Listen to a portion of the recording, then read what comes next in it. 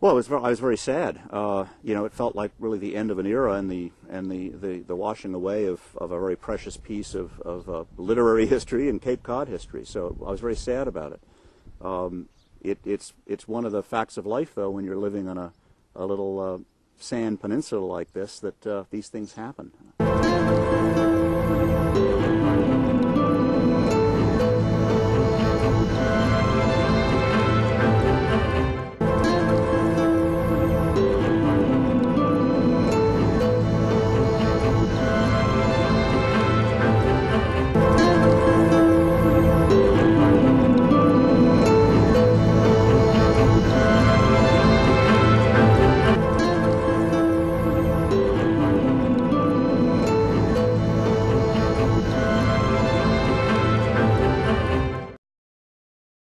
The years that I'd stayed in the house, you could see that it was getting very close to the edge. And you could see, even from a distance, that the height of the dunes was lowering. Really? And that it was just a matter of time before the ultimate storm arrived. And of course, that was first the storm in January of '78, which sort of set the stage for a major storm to move in, because it wiped out the sandbars just off Nauset Beach.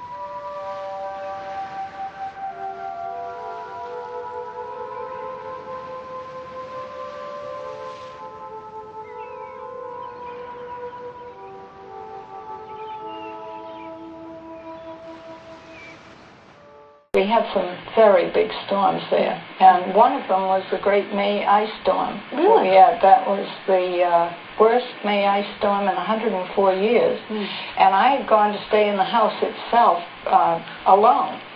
And my husband had come out, and he was leaving. And I came back and I said, something's wrong. There's a very high tide and a big wind, and we are nowhere near high tide. And he said, you know, yesterday we were out on the marsh. He had gone in the marsh and I'd walked the inlet. And we both noticed there was nothing around, not a bird. Really? Nothing. They just knew something was happening. Something was up. And so, fortunately, I walked out, because that turned out to be one of the worst storms.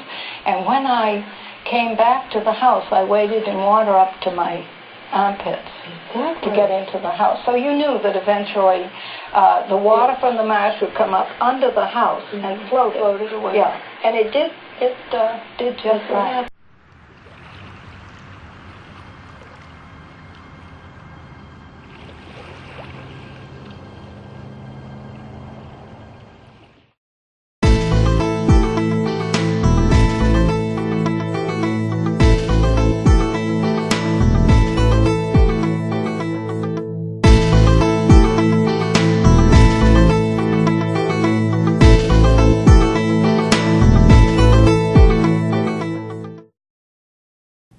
My wife and I went down. We heard that there was a storm coming in, and I've seen a lot of storms in my 78-plus years here on the Cape. But this was something special, because it came in February.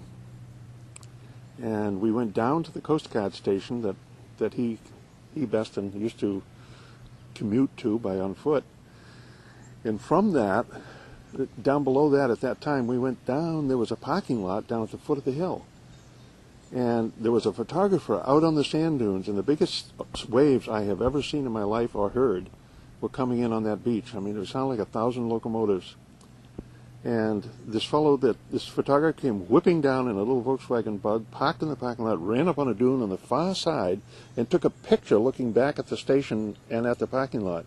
And what he got a picture of was his own Volkswagen being carried across that parking lot into the swamp in the back. 3 waves, splat, splat, splat, and over he was. And then we went down in the afternoon, and the tide had come in so high you could see very little of the beach, and that's when the camp floated away.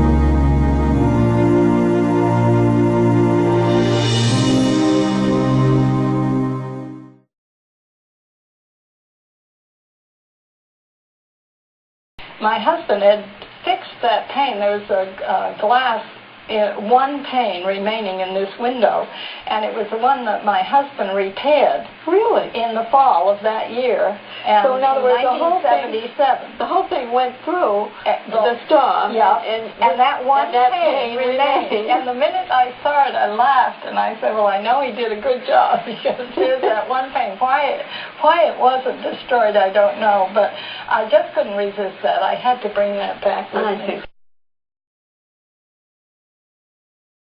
I think the feelings were like sort of losing something that you felt was part of the heritage of a place that you loved. The Outermost House was an icon of Cape Cod, and it was sad to see, because it meant that there was nothing tangible left to remember Beston's experience. We remember it in memory, and we remember it in oral history and with the book, but unfortunately people are no longer able to walk the beach and see this existence.